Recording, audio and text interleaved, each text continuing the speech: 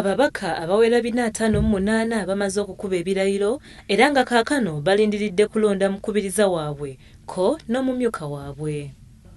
Kisuubirwa nti ekifo kya sipiika kyo kyamala dda okusalawo ng'ekisigalidde ye mumyuka we ng'embiranye esinga obunene eri wakati wa Jacob Oulanyah ko ne Muhammad Sereko ali ku kkaadi ya Independence.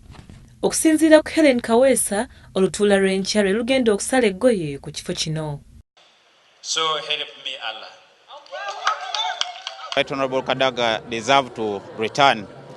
And now between Honorable Jacob Oulanyah and any other person, again I see Honorable Jacob Oulanyah picking up his credentials and the merit that deserves to be given the backing. Tuli basanyufu nti tutambudde bulungi kozi ekimu ekitusomoozezza kwe kwanti ababaka abamu bazze n'abagenyi bangi ko kusinga bitwabagamba.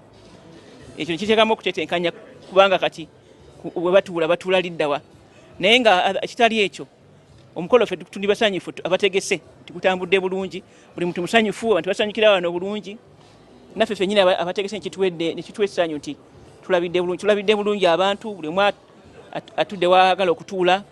Okusinziira ku Helen Kaweesa, President Museveni akkirizibwa mu mateeka okubeera mu lutuula lwonna senga alaba nga kyetaagisa nga ye mu buntu okubeerawo.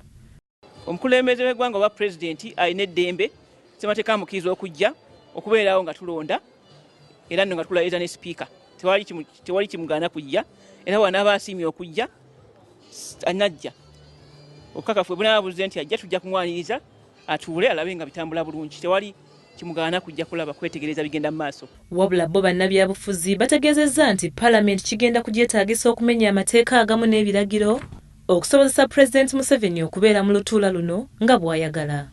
Bano bakinogaanya nti okubeerawo kw'omukulembeze kigenda kulemesa essiga lino okwetengerera nga bakola emirimu gyabwe okusingira ddala olunaku lw'enkya nga balonda sipiika ko n'omumyuka we.